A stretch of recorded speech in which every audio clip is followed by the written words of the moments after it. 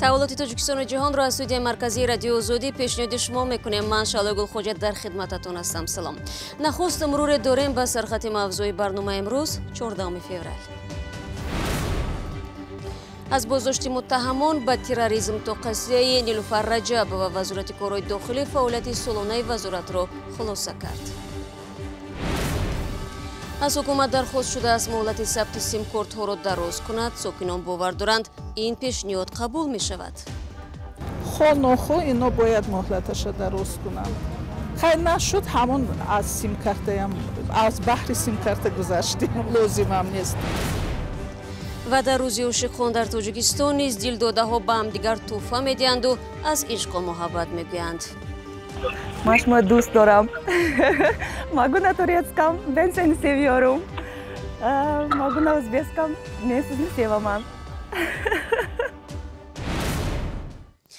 мақомоти тоҷикистон дар соли гузашта 161 нафареро боздошт намуданд ки ба узивият дар гурӯҳҳои тундрав ва террористӣ муттаҳам мешаванд. ин рақам имрӯз аз забони вазири корҳои дохилӣ дар нишасти хабарӣ садо дод. ҳамзамон гуфта шуд дар ин давра 218 шаҳрвандоне ки ба созмонҳои тундрав пайваста буданд با احساس پشیمانی به وطن برگشتند. در ضمن سازمان‌های بین‌المللی این اتهامات را زیر شبهه می‌گذارند و می‌گویند مقامات از مبارزه با تروریسم با هدف‌های سیاسی سوء استفاده می‌کنند. همکاران ما در نشست خبری وزیر شرکت داشتند و چنین گزارش می‌دهند. پدرش 28 سال برای صادر کردن جنایت‌های تروریستی. در این نشست وزیر کارهای داخلی با سوال‌های خبرنگاران درباره چند قضیه سال گذشته که به این نهاد ربط داشت پاسخ گفت. یکی از سوال‌های خبرنگاران درباره نیلوفر رجبova بود. جوانزنی که به گفته خودش به خاطر پوشیدن ستر و حجاب از سوی یک کارمند پلیس ناحیه سینا تحقیر شده است. اما رمضان رحیم‌زاده این سر و صداها را رد کرد.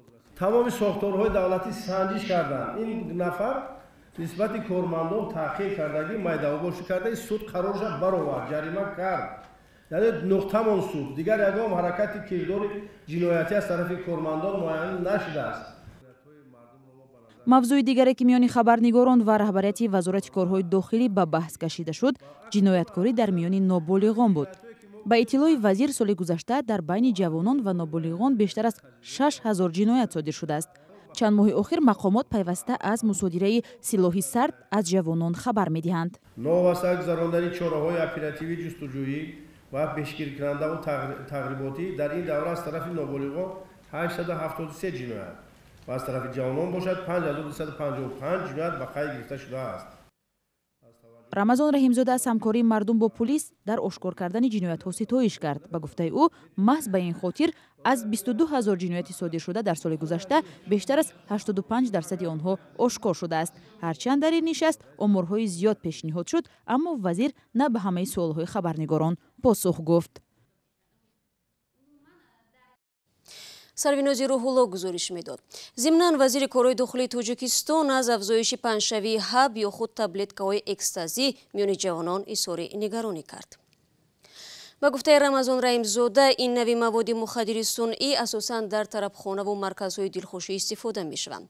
تنها در یک سال اخیر 6 گروه متشکل جنایی را دستگیر کردند و از آنها 2000 دانه حب‌های سینتتیکی مصادره شده است. افزایش واردات مواد اکستازی مایه تشویش اجنسی مبارزه با مواد مخدر نیز هست. соли гузашта сохторҳои қудратии тоҷикистон 1 тонна ва 637 килограмм навъҳои мухталифи маводи мухаддиро аз қошоқчиён мусодира карданд. ин миқдор нисбат ба 1 соли пеш тақрибан 2 тонна камтар будааст. ҳарчанд ки дар натиҷаи чораҳои андешидашуда солҳои охир қочоқи маводи мухаддир ба кишвар то андозаи коҳиш ёфтааст, афзоиши воридоти дигар намудҳои моддаҳои нави синтетикӣ нашъадор ки ба саломатии инсон зарари бештар доранд ба назар мерасад. ба гуфтаи ҷаноби салимзода феълан ҳабҳои экстазӣ ба тоҷикистон аз кишварҳои аврупоӣ дар дохили мошинҳои дасти дуввум ворид карда мешаванд. дар як сол 6000 аз ин гуна ҳабҳоро ошкор карданд. و گفته مقامات نرخ یک دانه از این حب در تاجیکستان تا 450 سومانی است و به فروش آن معمولا جوانان و دختران جلب می شوند. سال گذشته در تاجیکستان فعالیت حدود 100 نقطه فروش مواد مخدر باز داشته شده است. همچنین رئیس اگنتی مبارزه با مواد مخدر گفت 1 کیلوگرم افیون از 300 دلار سالهای قبلی تا 1,500 دلار بالا رفته است. مقامات میگویند مرز طولانی مشترک تاجیکستان با افغانستان مسیر اصلی انتقال مواد مخدر به کشور است، اما افزایش حب‌های صنعی نشان داده است که کشورهای نزد بلتیک و اروپا راه نوی وارد مواد مخدر به تاجیکستان بوده است. رو می‌آوریم به موضوعهای دیگر. ده‌ها بیننده برنامه‌های ما درخواست کرده بودند که مهلت ثبت دوباره سیمکارت‌ها با شناسنامه‌های نو در تاجیکستان دراز کرده شود. ظاهراً صدای آنها به گوش مقامات رسیده است. مهلت تعیین شده 15 فوریه به پایان می‌رسد، اما فعلا در کشور میلیون‌ها سیمکارتی است که با شناسنامه کهنه ثبت نام شده‌اند. صاحبان آنها می‌گویند برای گرفتن سند نو پول و یا فرصت کافی ندارند. ولی همکاران ما با رادیو صوفی و انگیزی نوروشو میگویند به فرق از ماهای پیش در نزد اداره های شناسنامه‌دهی انبوهی نوبت‌پایی ها دراز نیست. یک روز قبل از پایان یافتن مهلت عوض کردن شناسنامه‌های داخلی وضع در نزد اداره های شناسنامه‌دهی آرامتر به نظر می‌رسد. این هم به دنبال آن اتفاق افتاده است که سر و صداها میان مردم در مورد تمدید مهلت شناسنامه‌دهی زیاد به گوش می‌رسد. تعدادی هم که برای گرفتن شناسنامه ها سند پیشنهاد کرده اند باور دارند که مهلت دادن شناسنامه ها تمدید می شود. من فکر میکنم که خو اینا باید مهلتش درست کنن. خیر نشد همون از سیمکارت از بحر سیمکارت گذشتیم لازم هم نیست. البته تاثیر میرسونه. اما چیکار مگری که باز از نو سیمکارت میخریم ده. این در حالی است که وزارت کارهای داخلی تاجیکستان به حکومت پیشنهاد کرده است که مهلت عوض کردن شناسنامه برای ثبت نام سیمکارت‌ها تمدید کرده شود. مهلت عوض کردن شناسنامه‌های کهنه به شناسنامه‌های سال 2014 به خاطر ثبت نام کردن سیمکارت روز 15 فوریه به انجام می‌رسد. در جمهوری تاجیکستان فقط در سال 2019 1,278,000 شناسنامه عوض گردیدند. اویل معلوماتی خدمات علاقه که با ما پیشنهاد کرده دارند زیاده از 3 میلیون اهالی با شناسنامه برای سال 96 سیمکارت‌های خود را دارند. اویل مسئله تمدید مهلتی قراری حکومت در بررسی حکومت قرار دارد. روزهای نزدیک معلوم می‌گردد مدت تمدید کرده. برخی از شرکت‌های موبیلی هشدار دادند که در صورت تا سنه 15 فوریه ثبت نام نکردن سیمکارت و شناسنامه‌های نو سیمکارت‌ها خاموش کرده می‌شوند. این هشدار طول چند ماه باعث نوبت‌پایی بیشمار ساکنان در نزد اداره‌های شناسنامه‌دهی گشته بود و کارمندان این اداره با رجای طول داده کاری فعالیت می‌کردند.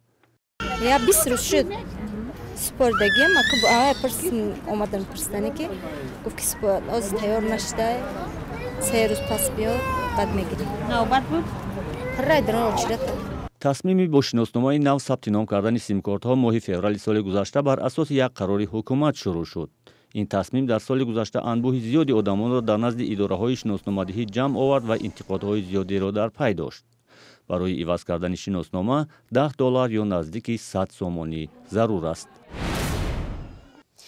مقامات توجیک برای ادامه ساختمانی نیروگاه برقیابی روغون با سازمان‌های مالی جهانی مذاکره دارند. در این باره دیروز وزیر مالیه تاجیکستان در نشست خبری در دوشنبه صحبت کرد. فیض‌الدین قهارزاده گفت تنها با پول بودجه ادامه دادن ساختمانی نیروگاه برقیابی روغون غیر امکان است و امروز مقامات در این باره از ساختارهای بانک اسلامی و سازمان‌های اروپایی پیشنهادها گرفتند. به قول مولا رجب یوسفی و امردین اولیموف در وزارت مالیه به موضوع گرفتن قرض از چین نیز داخل شده است.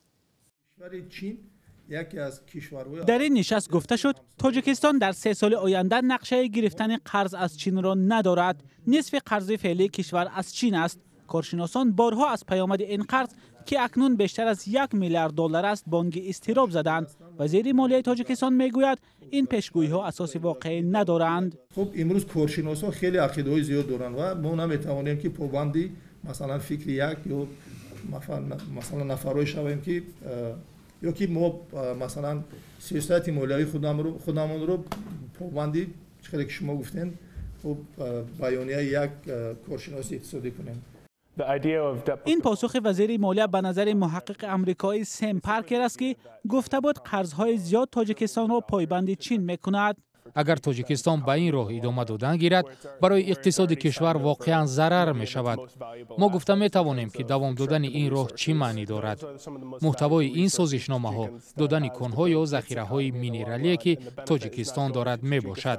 از سازشنامه هایی که به امضا رسانده می شوند فایده ای که تاجیکستان باید به اقتصاد خود آورد این سود و فایده نه به اقتصاد تاجیکستان بلکه به چین می رود. چین همسایه نزدیک و سرمایه‌گذاری اصلی در اقتصادی تاجیکستان است، اما جناب قهارزاده گفت تاجیکستان هوسمند نیست که جغرافیای قرضگیریش تنها با یک کشور محدود شود. ما نیز هوسمند هستیم که خب همون جغرافیا میگیم یا گیوگرافیای قرضگیری ما خب با یک چند کشور مثلا محدود نشود و ما هم با کشورهای اروپایی و هم دیگر کشورها کاربری کرده ایستادیم تا که مبلغ‌های برای ما مثلا از لحاظ اقتصادی مفید و که فایده‌ناک‌تر رو به جمهوری وارد کنیم.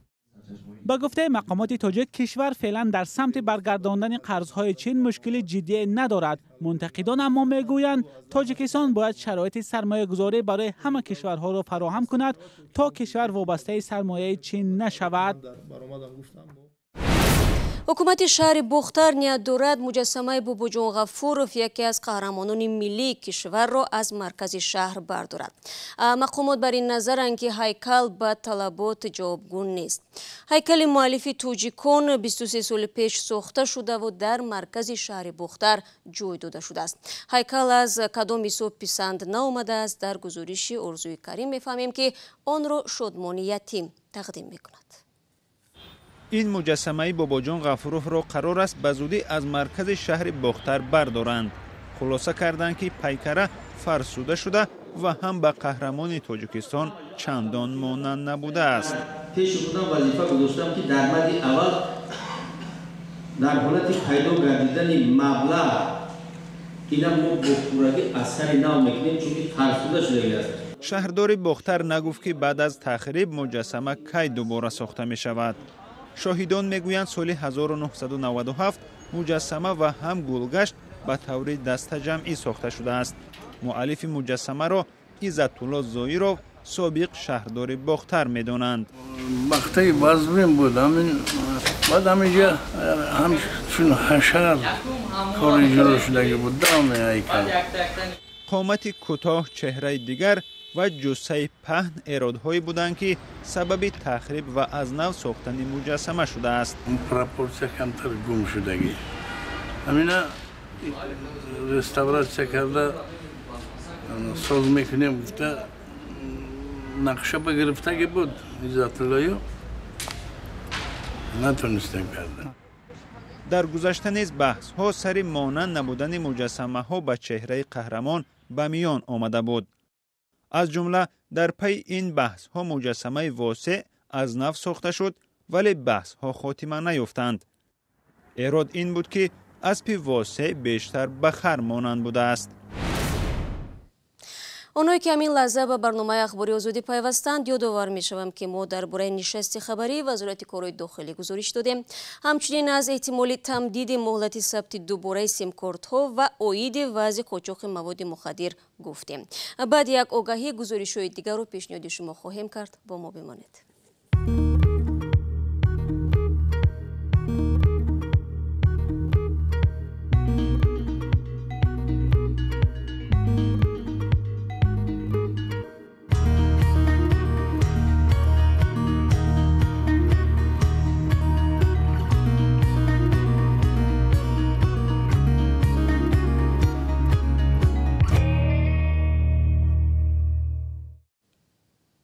روز 14 فеврал در جهان همچون روزی اشکان تجلیل می شود. در تاجیکستان سالهای اخیر دلداده ها این روز را جشن می گیرند. در حالی که بخشی محافظه‌کار جامعه به بیگانه و غیر اخلاقی بودن این سنت تاکید می سازند، برخی دیگر با استفاده از فرصت به هم دیگر اظهار محبت می کنند. شما را دوست می دارم، شما ما را دوست می دارین؟ من شما سخت دوست می دارم. یگانه مرده که من تشکر زنده باشید. من شما دوست دارم. Могу на турецком, ben seni seviyorum. Могу на узбекском, мен sizni sevaman. гузориши таҷлил аз рӯзи ошиқон дар шакли комил дар вебсайти радиозодӣ ва канали мо дар ютуб гузошта шудааст.